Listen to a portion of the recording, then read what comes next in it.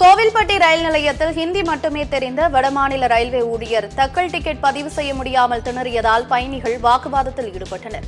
தூத்துக்குடி மாவட்டம் கோவில்பட்டி ரயில் நிலையத்தில் தக்கல் பயணச்சீட்டு பெறுவதற்கான டோக்கன்களை பெற 20க்கும் மேற்பட்ட நபர்கள் கவுண்டர் முன்பாக காத்திருந்துள்ளனர்.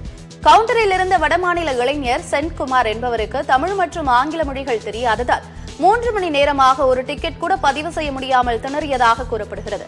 மேலும் இதுகுறித்து ரயில் நிலைய அலுவலர் ராஜா சங்கரிடம் கேட்டபோது அவர் அலட்சியமாக பதிலளித்ததாக தெரிகிறது. இதனால் ஆத்திரமடைந்த பயணிகள் வாக்குவாதத்தில் ஈடுபட்டதோடு இதுகுறித்து ரயில்வே போலீசாரிடம் புகார் அளித்தனர்.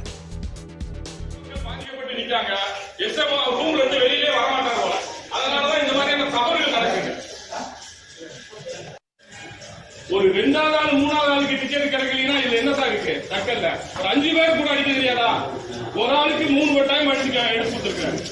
அப்படியே முடிக்காங்க. அப்புறம் இன்னொருத்தவங்க வாராங்க, ஒன்னும் தெரியல, அவங்களும் தெரியலங்க. தமிழே தெரியுமானுக்கு எனக்கு ஹிந்தி சொல்லுங்க. ஹிந்தி எங்களுக்கு ரொம்ப தெரிஞ்சாத்தானே